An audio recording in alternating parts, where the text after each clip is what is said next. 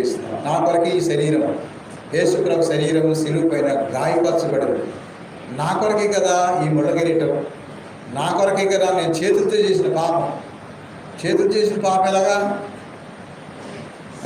Cycle చేస్తాం చాలామంది, అది కూడా పాపమే.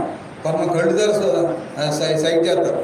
చూడు అప్పటిదాకా మాట్లాడుకుంటారు, పక్కంటే ఆవిడ ఇష్టం లేని వస్తున్నారు కాబట్టి ఏం చేద్దామే, నాలుగుతో సరి చేస్తారు, నాలుగుతో సైజ్ చేస్తారు, కళ్ళతో సైజ్ చేస్తారు. ఇదన్నా పాపం కదా? అందుకే నాడు ఈ పాపపు శరీరాన్ని మార్చడానికి యేసు ప్రభు ఈ లోకానికి వచ్చారు.